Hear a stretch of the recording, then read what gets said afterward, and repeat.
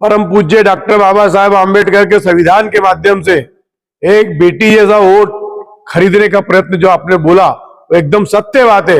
मगर 1500 रुपए ये जैसे किसानों को 6000 रुपए साल के दे रहे, आज छोटे छोटे बच्चों के पास मोबाइल है, आज उनका रिचार्ज 400 के 500 रुपए के ऊपर आता है। 1500 रुपए क्या हो पाएगी, उनकी पूर्तता हो पाएगी, उनके बच्चों को शिक्षण मिल पाएगा।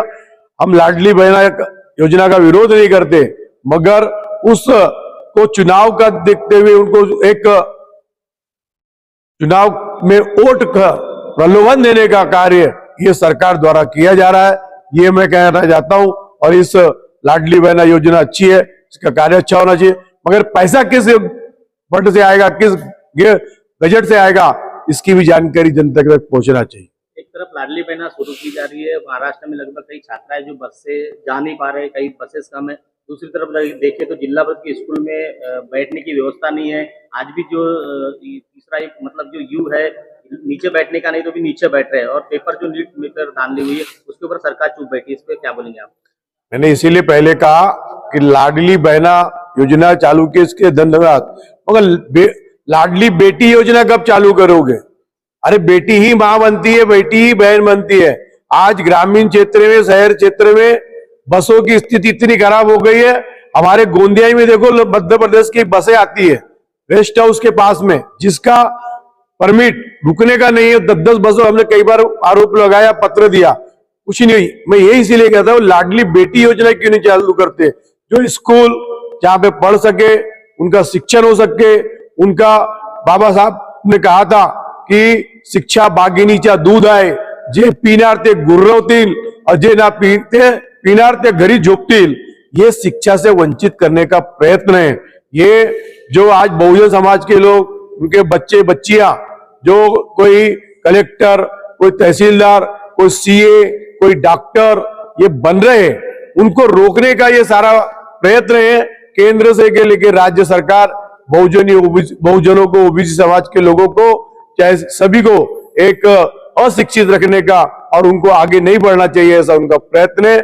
बसों के में बैठने के लिए जगह नहीं है और जितने विद्यार्थी ग्रामीण में पढ़ना चाहिए, क्योंकि हर ग्राम पंचायत में, हर नगर परिषद में जब टैक्स फाड़ा जाता है, वहां आरोग्य कर, शिक्षण कर, सारे करों का पैसा लिया जाता है जनता से, उनको लाभ भी मिलना चाहिए।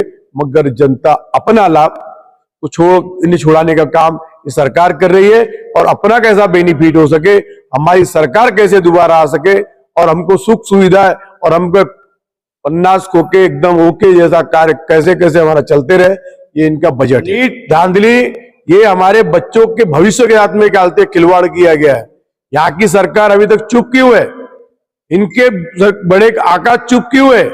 आज एक बच्चा, एक माता पिता अपने बच्चों को पढ़ाने के लिए खून पसीने की कमाई और अपने बच्चों को जमीन जायदाद बेचकर शिक्षण दिलाने का काम करता है, और जब कालते परीक्षा में जब पढ़ता है बच्चा तो लाखों करोड़ों रुपए उसके लगते हैं, मगर जब वो पास हो जाता है तो पेपर में धांधली करके उन बच्चे का भविष्य खराब कर दिया जाता है, उन माता पिताओं के सपनों को चूर कर दिया जाता है। और ऐसी सरकार ने इस पे जो शिक्षण मंत्री है, मुख्यमंत्री है, उप मुख्यमंत्री है, उन्होंने एक भी शब्द नहीं बोला, क्योंकि उन्हें ये बच्चों के भविष्य के और उनके माता पिता के जो सोच को एक विराम देने का काम कर रहे हैं। ये तो मुझे ऐसा लगता है कि कोई जैसे बहुत बड़ा जुर्म करता है, एक जुर्म का किया तो उसे तकलीफ सारे लोगों को बताई जाती है। ये पूरे नीट में जो शिक्षण प्राप्त करने वाले बच्चे और उनके माता पिता के साथ एक अपघात करने वाला, एक बड़ा गुनाह करने वाले लोग हैं, ऐसे लोगों को जनता चंद ही दिनों में उसका जवाब देगी, यही आपसे कहना चाहता हूँ। देश में क्या यंत्रणा नहीं है कि इस प्रकार की जो पेपर लीक के मामले आ रहे हैं, तो अगर कोई अगला देश है, अगर कोई हमला कर दे तो क्या इससे तत्पर है, ऐसा लगता है आपको? मुझे तो ऐसा लगता है ये जो सरकार केंद्र में और राज्य में बैठी है, ये सिर्फ ईवीएम सही है, ये उनका सपना है।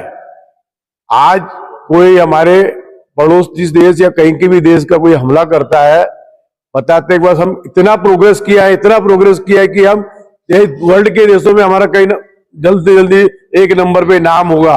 मगर मुझे नहीं लगता कि ये सिर्फ जुमलेबाजी कर रहे हैं। आज बच्चों के भविष्य के साथ में इतना बड़ा खिलवाड़ हो रहा है, और खासकर गुजरात से, कि इनको मालूम नहीं चल रहा है कि बच्चों के पेपर कैसे फूट रहे हैं, उनमें गड़बड़ियां कैसे हो रही है। ये क्या है? ये अंधे नगरी चौपट राजा वाला काम है। जैसे मैंने कहा था कि छोटे परिवार के बच्चों को आगे बढ़ना नहीं देना चाहिए, और बार बार परीक्षाएं देकर, भर्ती लेकर, बच्चों के पैसे जमा कर कर, आज 10 भर्तियां वो कहीं निकलती है तो हजारों लोगों के वहां पे फॉर्म आते हैं। उन हजारों लोगों के बेचारे माँ बाप के सपनों को पैसे के माध्यम से खर्चा करते हैं। वो सारे सपनों को सरकार, केंद्र की सरकार, ये सिर्फ सपने दिखाने वाली सरकार है, और पैसों को लूट कर, गरीब बच्चों से, गरीब माँ बाप से लूट कर पैसे वालों को पैसे वाले बनाने वाली सरकार है।